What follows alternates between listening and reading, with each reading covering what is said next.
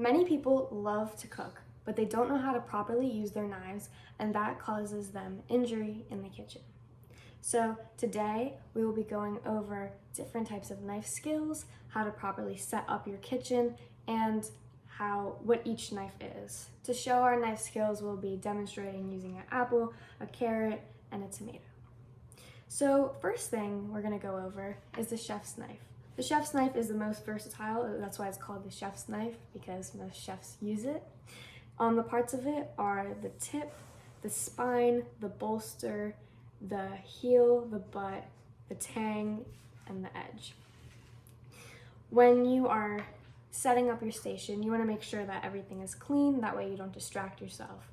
You also want to make sure that underneath of your cutting board, you have a wet paper towel. This wet paper towel will help it so that your cutting board doesn't move anywhere. Without the wet paper towel, everything's sliding everywhere. On top of the wet paper towel, you're stuck and stable. When you're cutting, you're going to hold your knife with your pointer finger and your thumb at the bolster. This way you are super steady. Most people hold it like this with their pointer finger on the top, gripped around. This is not stable at all, while this, you cannot move your hand as much.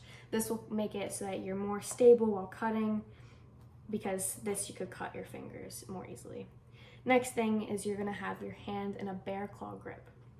This bear claw grip makes it so that when you're cutting, you will just be hitting your knuckles, not hitting your fingers.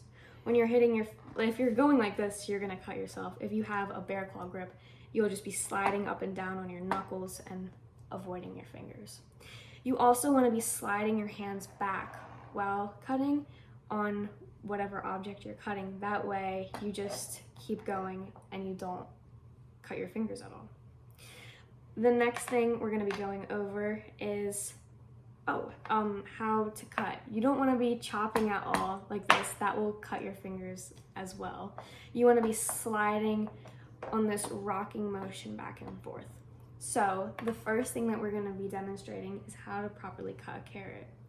This carrot, we're gonna start with the rocking motion here. So we cut off the tip, and then we're gonna just keep going back, more, this. You see there's different sizes that you can do. You can do a small dice, which is like about this size, or you can do a large dice, which is about this size. So that's just the different types of things that you can be doing with your knife. You're gonna take it with the spine of your knife whenever you wanna slide it into something. That way you don't dull the edge of your knife, which will make it harder to cut, and you will be more likely to cut yourself harder. When you have a dull knife, you'll be pushing down harder, which means that when you hit your finger, you'll be pushing down way harder and you will have a jagged cut. If you were to have a sharp knife, when you're cutting down, you might cut yourself and it might be a more intense cut, but it won't be dull and you won't be pushing so hard that you like hit any bone or anything. Next thing we're gonna show is an apple, and we're gonna cut this using a serrated knife. The serrated knife, or not an apple, a tomato. The serrated knife will help cut down smoothly and create straight lines like this. When we do this, since it's like serrated, it will just cut through this soft material better.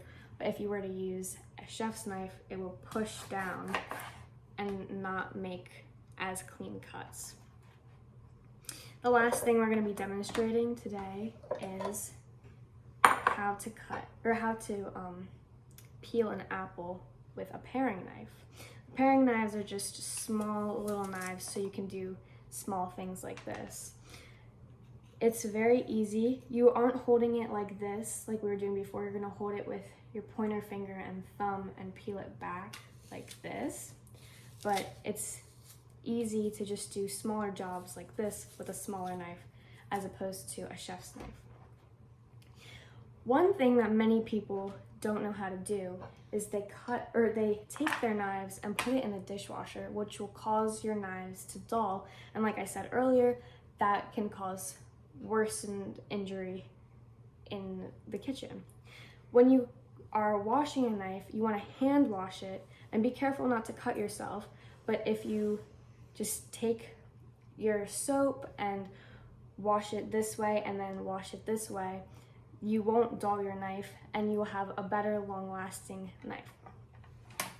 Another thing that people confuse all the time is they use cutting boards, but they use wooden cutting boards, which is very nice, but they use it for raw meats.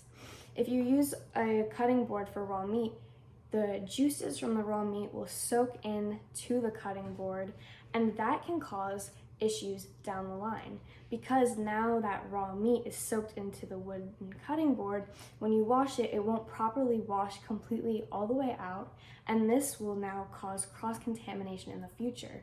Now, cross-contamination in the future would lead to foodborne illnesses, and something from months ago could cause like E. coli in the future. If you have raw beef on your cutting board that had E. coli, and now you're cutting lettuce on it for a salad, you could have a cross-contamination.